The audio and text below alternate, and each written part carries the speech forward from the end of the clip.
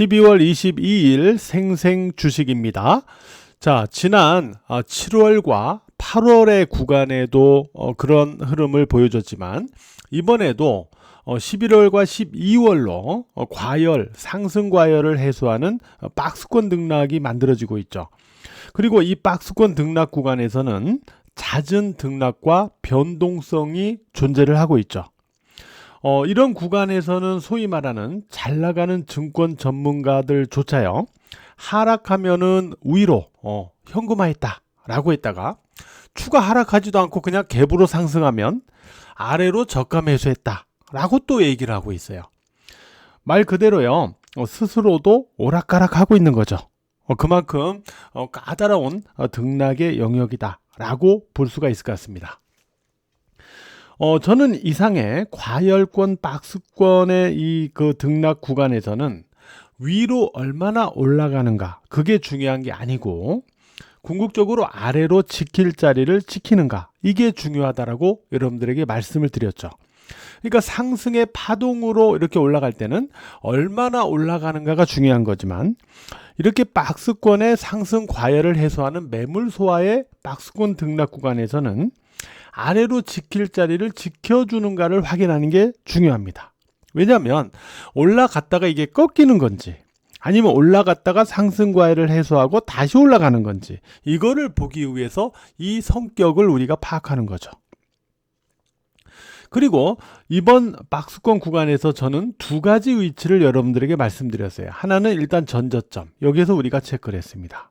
그리고 이번에는 21 이평선을 하나 더 추가로 넣었죠. 확인할 자리를. 근데 주식이라는 거는 트릭이 있어요. 그러니까 소위 말해서 지지를 한다라는 개념이 내려와서 정확하게 지지하고 올라가는 게 깔끔하긴 하지만, 이 주식시장에는 트릭이 많기 때문에 하향을 해도 하루 만에 회복하는가, 또는 하향 후 고점 저항으로 떨어지는 흐름이 없는가, 이게 나타나면 이건 문제죠. 이게 없으면 된다고 그랬어요. 이렇게 해도 상관없다고 그랬고, 전부 그런 흐름을 보여주고 있죠. 21 이평선 지난주에 하향을 했지만 고점 저항으로 떨어진 날은 없고 하루 만에 다시 회복을 해주죠. 그죠? 그러니까 전반적으로 지지, 여기서도 마찬가지예요. 지지의 흐름을 보여주는 거다라고 우리가 보는 거죠. 그렇게 봤죠. 자, 이런 상황에 놓여져 있는데, 그러면 궁극적으로 한국 증시는 일단 지금까지는 이 박스권 구간에서 지킬 자리를 지켜주는 모습을 확인시켜주고 있다라는 것은, 궁극적으로 이 박스권 과열 해소 이후에 또 다른 상승이 여전히 있구나 라는 마인드를 계속 우리가 염두할 수 있는 그러한 패턴이 유지되고 있다라는 거죠. 이 부분이 또 중요한 거 아닙니까? 우리가 체크하는 이유가 바로 이거를 알려고 그러는 거잖아요. 그죠? 자, 그러면 하나하나 좀 우리가 살펴보죠. 먼저 미국 증시를 볼게요. 미국 증시는 어제 제가 생생 주식 방송을 하진 않았지만, 어제 주식장인 분들에게 제가 이제 간략하게 이제 코멘트를 했어요. 시황 코멘트를 했는데, 그때 이제 이런 얘기를 했어요. 금요일에 미국 증시 반등은 두 가지 부분에서 의미가 있다라고 그랬어요. 첫 번째, 이건 여러분들에게도 다 얘기했던 부분들입니다. 사실은 AI 거품론으로 미국 증시가 조정을 보입니다. 근데 이 조정이 보일 때마다 제가 뭐라고 얘기했냐면, AI 거품론은 그냥 조정을 위한 핑계다라고 저는 얘기했어요. 그러니까 실제로 AI 거품이 아니고 AI가 상승을 주도했기 때문에 장의 조정이 필요할 때는 AI를 안 좋은 쪽으로 유도를 해야만 조정이 나타날 수밖에 없는 거예요. 그래서 AI 거품론을 내세우고 있는 거다라고 제가 얘기했죠. AI로 인해서 변하고 있잖아요. 세상이 변하고 있잖아요, 지금. 그죠? 그게 무슨 거품이에요? 그래서 저는 이번에도 마찬가지예요. AI 거품론은 조정을 위한 핑계다라고 지난주에도 제가 얘기했죠. 근데 금요일에는 AI 관련주들이 일제히 상승을 했습니다. 이게 의미가 있죠. 그죠? 팔란티어도 그렇고 AI 반도체도 그렇고 AI 관련주들이 일제히 상승을 했어요. 엔비디아도 그렇고. 이게 중요했죠. 그 다음에 두 번째, 제가 나스닥 지수의 기준점 어디로 얘기했어요? 3,000포인트 얘기했어요. 오, 23,000포인트 깼잖아요. 아니죠. 깼지만 하루 만에 회복을 했잖아요. 깼지만 하루 만에 회복은 뭐다? 지지로 의지한다 라고 그랬죠. 그리고 나서 그러나 물론 목요일 날은 불안전 회복입니다. 그죠? 음선에서. 그러나 금요일 날은 23,000포인트 위로 저점이 형성되는 양봉으로 끝났죠. 23,000포인트를 재돌파한 척한 거죠. 이러한 두 가지 의미를 금요일에 미국 증시가 보여줬다. 따라서 이 흐름은 월요일 한국 증시에 긍정적인 영향을 줄 가능성이 아주 높다. 이렇게 제가 어제 코멘트를 했었는데 실제 오늘 한국 증시가 그러한 모습을 보여줬어요. 물론 미국 증시가 말씀드렸던 대로 금요일에 선물 옵션 동시 만기일이었기 때문에 일단 이렇게 올라갔는데 만기일 이후에는 또 어떻게 반응하는지 오늘까지 확인을 해보겠지만 어쨌든 금요일은 긍정적이었고 그 흐름이 오늘 국내 증시에 반영이 됐죠. 일단 코스피 지수 그리고 코스닥 지수를 보면 어떤 모습이 있어요. 보통은 지금은 박스권 등락 영역이고 지난주까지 이렇게 빠졌기 때문에 갭으로 오르면 당연히 매물이 많아요. 그죠? 매물이 많아요. 그 매물을 못 이기고 다시 되눌리는 경우도 많죠. 그러나 오늘은 매물이 많은데도 그 매물을 다 이겨내버렸어요. 그래서 오늘 코스닥 지수 그리고 코스피 지수 모두 시가 위로 마감됐습니다. 양선이죠. 그 얘기는 갭상승에 따른 매물을 다 극복을 해냈다는 소리예요. 오늘 수급을 갖다 놓고 보면요. 자, 프로그램물 동향인데 코스피의 프로그램물 동향을 보시면 막판으로 매수가 더 올라갑니다. 그러니까 오늘 코스피에서 보면은 개인들이 2조 원대 대량 매도를 했어요. 그거를 외국인과 기관이 다 받아냈어요. 특히 외국인 다 받아낸 모습입니다. 그래서 오늘 갭상승에 따른 매물을 메이저가 다 소화를 했다라고 보시면 될 것 같아요. 그래서 더 질적으로 좋아요. 왜냐면 개인은 매수해서 올라가도 하루 올라가도 연속성이 있게 또는 어떤 파동을 만들기는 어렵다라고 그랬죠. 제가 그걸 만드는 건 결국은 외국인 같은 메이저예요. 네, 그래서 어쨌든 오늘 장은 긍정적으로 마감됐다 이렇게 일단 봐야 될 것 같고요.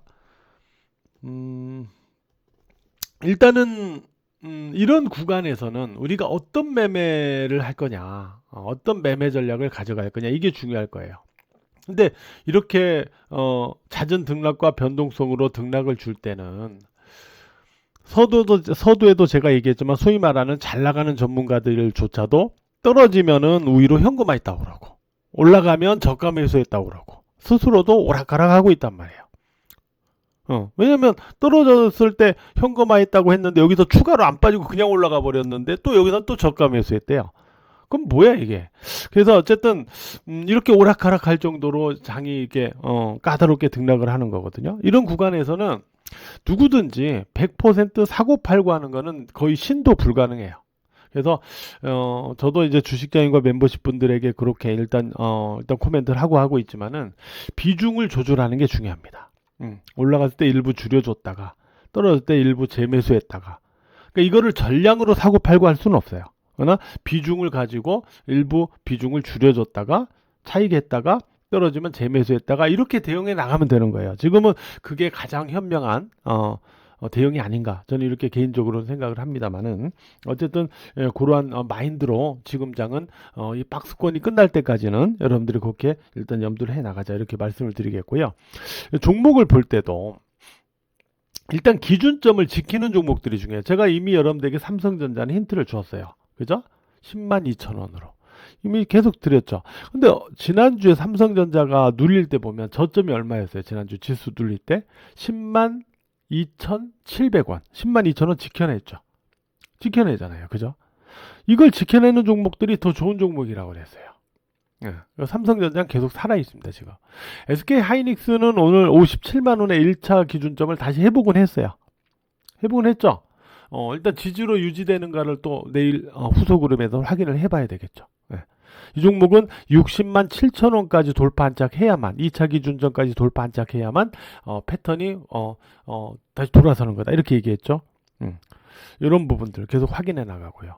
로봇 쪽도 마찬가지. SPG가 매물 소화도 있었지만 아직 안 죽었죠. 그러니까 로봇 쪽에서도 SPG가 안 죽으면은 이렇게 빠졌던 종목들에서 회복 시도가 있어요. 오늘 그런 모습들이 있죠. 선별적으로 이렇게 빠졌던 종목들 여기서 다시 회복시도록, 그죠? 로봇 쪽도 그렇고. 그래서 지금은 일단 저는 반도체에 대해서는 여러분들에게 말씀드려요. 오늘 반도체가 사실 반등을 주도했습니다.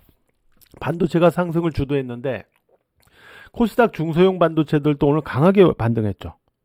그죠? 강하게 반등했죠. 근데 제가 이미 앞선 방송에서 얘기했어요.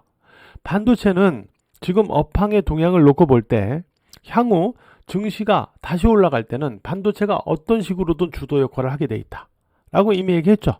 그래서 반도체에 대한 관심의 끈을 놓으면 안 된다 라고 얘기했죠.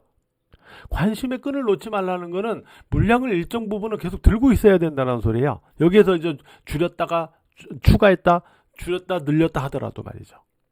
그 마인드. 저도 그렇게 주식장인과 멤버십 분들에게 말만 이러는 게 아니라 그렇게 하고 있잖아요. 그죠? 그래서 수익 내고 팔고 다시 재매수하고 또 수익 내고 팔고 재매수하고 끈을 놓지 않고 있어요. 그래서 반도체는 계속 관심을 갖고 가야 되고 업황이 살아있으니까 로봇 쪽도 계속 관심을 갖고 가야죠. 로봇. 네. 로봇도 미국 정부가 AI에 이어서 로봇을 그 다음 차기 지원 육성 섹터로 육성 산업으로 지정을 하잖아요. 그죠? 그만큼 로봇은 국내외 대기업, 빅테크 기업들이 투자를 계속하고 있고 적용 범위도 계속 확대되고 있는 섹터입니다. 로봇, 계속 AI도 또 계속 관심을 가져야 돼요. AI도. 여기에 이제 연말이니까 배당주. 그리고 연초에 또 행사가 있다고 그랬죠. 뭐가 있었어요? CES 2026하고 JP모건 헬스케어 컨퍼런스. 오늘 바이오하고 조선은 쉬어가세요. 오늘 바이오하고 조선은 쉬어갔지만 일단 연초에 있는 JP모건 헬스케어 컨퍼런스 그리고 CES 2026 여기에 참여가 예정된 종목들은 어떻게 움직이는지 여전히 관심권에 놓고 보셔야 돼요. 네. 이런 부분을 염두해서 반도체, 로봇, AI, 배당주, 그 다음에 CES 2026, JP모건 헬스케어 컨퍼런스 관련주들 이런 종목들을 중심으로 연말 쪽으로는 여러분들이 관심을 갖고 매매 대응 체크를 하시면 될 것 같다. 이렇게 다시 한번 말씀을 드리도록 하겠습니다. 오늘 하루도 매매하시느라고 모두 고생 많으셨어요.